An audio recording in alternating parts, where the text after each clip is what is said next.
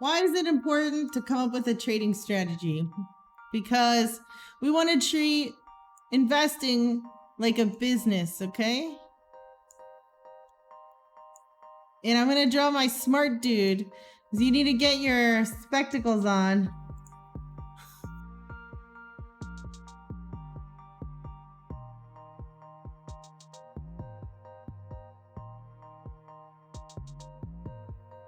This is the content that you come here for. All right. I kid. Okay, so step 1. Come up with a theory that recognizes a pattern.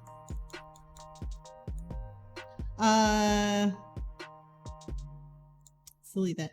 A pattern about the market or some kind of mispricing, right? That's also possible.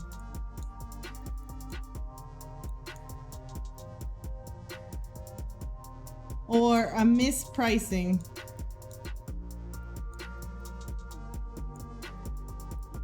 You can think of, in the shorting example, our theory is misinformed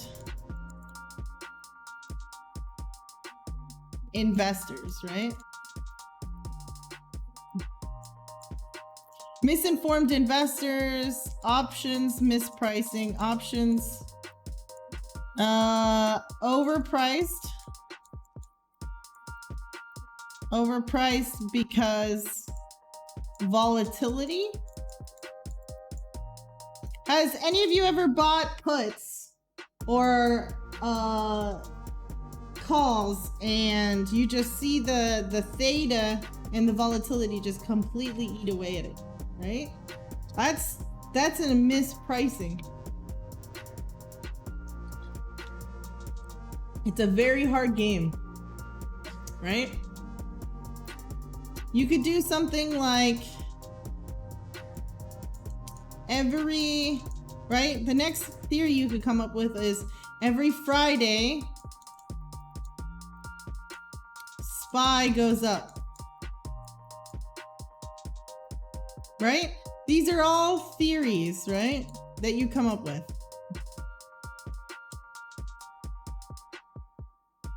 And we're going to go into detail, but we're going to tell you the multiple steps, okay? So step 2, you need to confirm or find the data about whether your theory is correct, right? What you would do is you look into every Friday and see, does the SPY actually go up, right? Are investors really misinformed? Like, you go look on StockTwits, or you go look on Twitter, or you interact with these people and really get to know what they know about the stock. Options typically overprice actual volatility versus realized volatility. So in that way, you can get a mispricing, stuff like that. You go and find out, are the options really priced for the movement? Go find the movement and compare it. So in that way, what we do is we back test it, right? That's step 2. Step 3, we refine that idea and then we forward test it, right? What is forward testing? Forward testing is looking, does it happen in the future? Think of it as future testing, okay? So if you have this theory that every Friday SPY goes up, now after we back test it, now we go watch every Friday for some period and we test it. And every time you ask yourself, is the theory correct, right? Then after you do a forward test, what you need to do is go out there with real money. Typically some kind of smaller amount, something with less risk. And then finally you size up to the real allocation and you trade the account. And you set some kind of criteria for whether it's working or it's not working. But that's just the simple way. Okay, so we're gonna do one today so you guys can come up with how to figure out how to make money on your own, right? Teach a man to fish. All right, so get those glasses on and we're gonna figure it out. So any of you have any systematic options theories that we can go through right now and kind of back test strategies. I'll show you one so you can get comfortable with what this is possible that it does. Okay, so let's say we buy calls, outright calls, on stocks that are trending, right? Sometimes people want stocks that are trending, right? So we're gonna buy something like 45-day expiration. 0.5 delta means at the money. And then we have a ton of entry conditions. The price, the implied and realized volatility, technical indicators. So what I'm gonna do here is I'm gonna say enter historical trades only when the simple moving average crosses above the whatever period moving average. So we have some EMA crosses. I don't really like these indicators, but it's gonna give you guys kind of, you can test your theory. Let's customize this one. Let's see, I don't know. Enter historical trades only when maybe the simple moving average, the 50-day moves across the 200. That's a really common one, right? So we're gonna continue. And what ticker do we want to do this on? Oh God, Tesla. I picked Tesla, whatever. We're gonna back test that. Outright calls when the 50-day SMA crosses above the 200 SMA. You can see right here, the expected value is negative. Just like we just talked about negative expected value, we know that that's a bet we don't want to take, right? So for Tesla, this might be a bad strategy. So let's go back into the back tester and do what's called a heuristic, right? And we're gonna remove this SMA cross, right? And we're gonna see is if without the SMA cross, buying straight out calls, if that is every 45 days, we would just roll again and again. Let's see. Buying outright calls, 30 or 45 DTE at the money is a positive expected value over the last 10 years.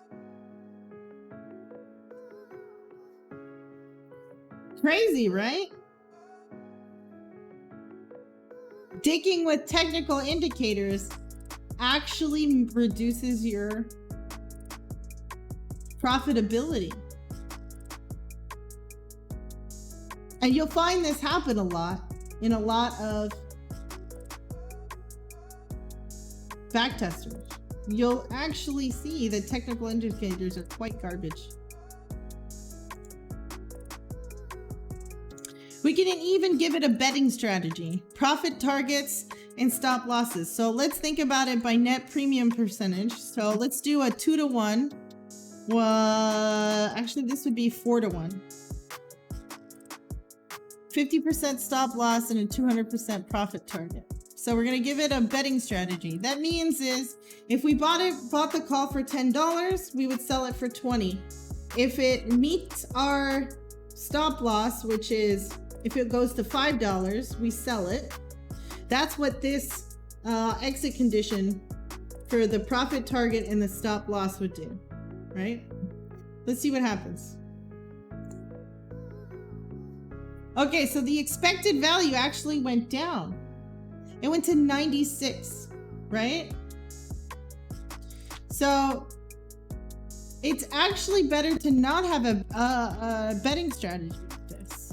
So we're gonna remove that and we're gonna try Mitori's exit strategy. And where's the, there we go.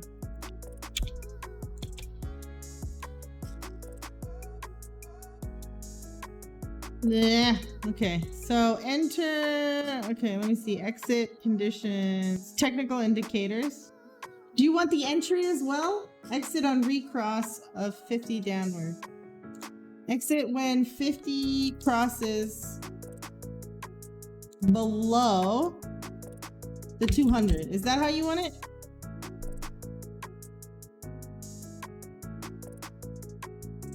Oh shit. I can't cancel it. I shouldn't have pressed enter this.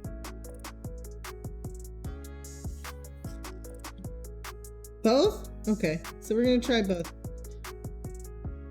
Sorry, I don't think there's a way I can stop it, so we're just gonna have to wait. Oh, look.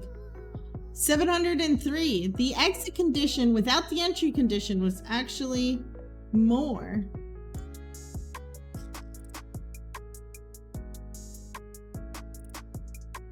Okay, let's add the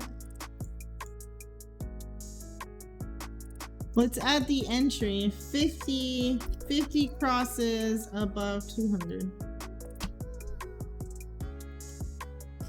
And it also has, so this is what we have. So it's a good idea to record these in like a notebook when you're doing them, because you're not going to remember them. Okay, so we're doing right now we're doing step 2, right? Is back test it.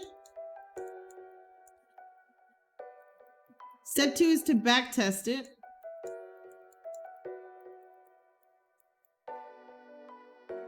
Wow, I can't spell back. Back test it, or if you don't have access to a back tester, you can paper trade it by just looking at the chart and back testing. Would this have worked, right? Well, I think what happens a lot is it's about the security that you pick, right? And what happens a lot of times is it seems great on the back tester, and then you forward test it and it doesn't work. So actually, in having the entry actually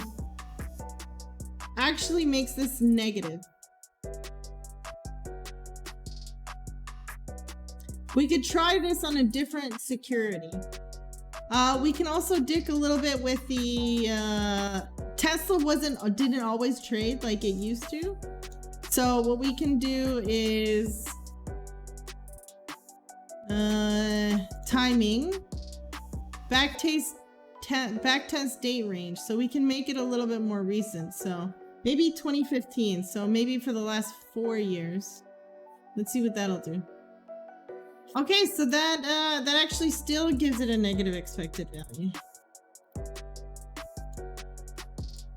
But in this way, you're kind of testing your thoughts about what actually could work, right? So step 3 is to forward test. So what you do is you test in the future, and it's very essential that you do not change the strategy under any circumstances, okay? Because if you change the strategy, it is no longer the same thing. You have to be what's called systematic, okay?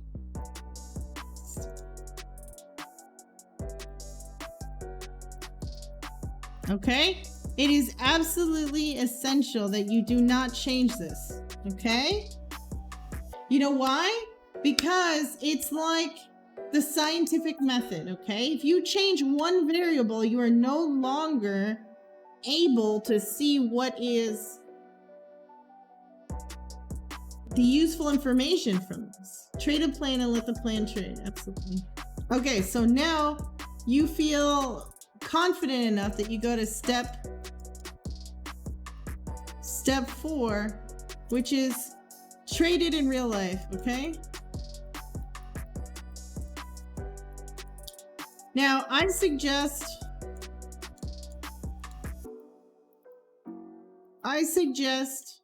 that you trade it in a small amount,